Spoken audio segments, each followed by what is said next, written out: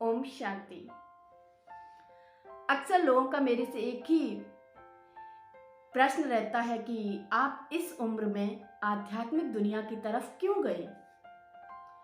एक उम्र होती है, वो उम्र भी आएगी जब आप आध्यात्मिक दुनिया से जुड़ जाना, चले जाना उसमें। लेकिन अभी तो ये कोई उम्र ही नहीं है जो आप आध्यात्म से जुड़ी हैं। तो मैं उन लोगों को सिर्फ यही कहना चाहूंगी कि आध्यात्म से जुड़ने की कोई उम्र नहीं होती।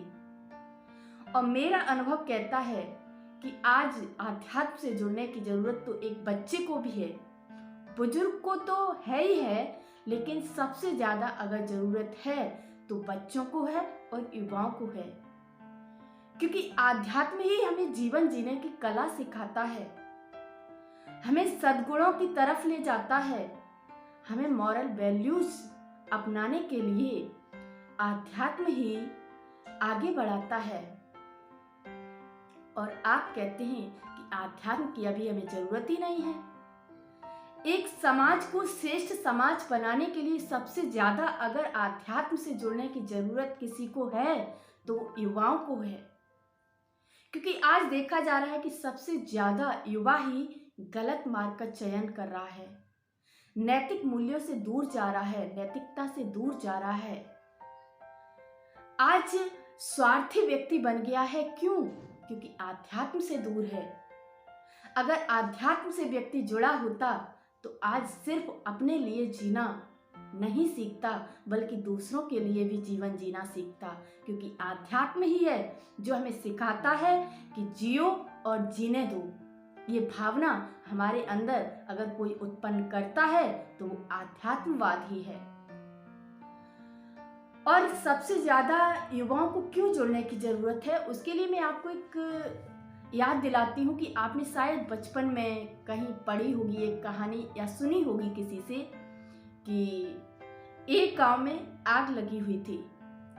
जब उस गांव में आग लगी तो गांव के सारे लोग बाहर चले गए गांव छोड़ करके, लेकिन 2 व्यक्ति उसमें बचे, जिनमें से एक व्यक्ति वो था जो अंधा था, जिसको दिखाई नहीं देता था आंखों से, और दूसरा वो था जो लंगड़ा था। अब वो दोनों व्यक्ति कैसे उस गांव को पार करें, तो उन्होंने आपस में ही सलाह मिलाई।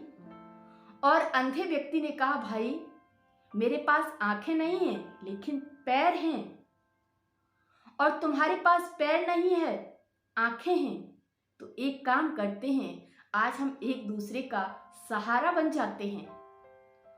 और ये कहकर के उस अंधे व्यक्ति ने उस लंगड़े को अपने कंधों पर बिठा लिया। उसने कहा, तुम मुझे राह दिखाओ और मैं गांव से पार चला जाऊंगा, मैं तुम्हें इस आग के भंबोर से बचा लूंगा। और ये कहकर के उन दोनों ने ही उस गांव को पार कर लिया, उस आग को भी क्रॉस कर लिया और अपना जीवन सुरक्षित बचा लिया। ठीक ऐसे ही आज हमारे समाज की हालत है। हमारे समाज में बुराइयों रूपी आग लगी हुई है। हर युवा गलत रास्ते को अपना रहा है, और जब बुराइयों की आग लगी हो, ईर्ष्या, द्वेष, छल, कपट, नफरत, और उसमें हर व्यक्ति जल रहा है, तब क्या होगा? तब वैसे ही हमें इस समाज को एक श्रेष्ठ समाज का निर्माण करने के लिए युवा और बुजुर्ग दोनों की ही जरूरत होगी। कैसे? क्योंकि जो युवा व्यक्ति होगा उसके पास हौसला होगा, होश होगा, जोश होगा, लेकिन ज्ञान रूपी आंखें, अनुभव रूपी जो नेत्र है वो नहीं होगा।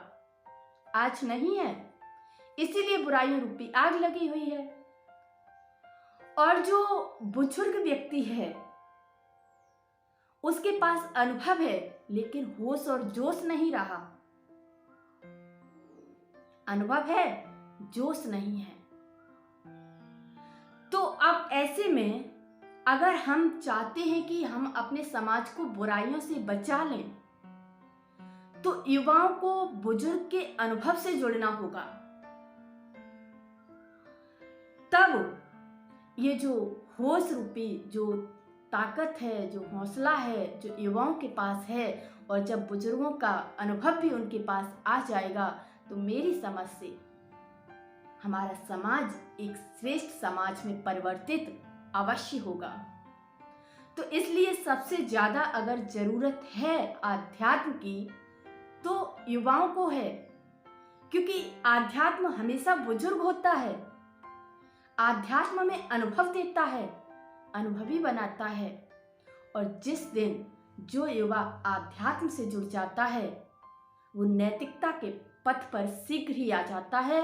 और जब उन एक युवा अगर नैतिकता के पथ पर आ गया, तो एक से अनेकों का आना तय है।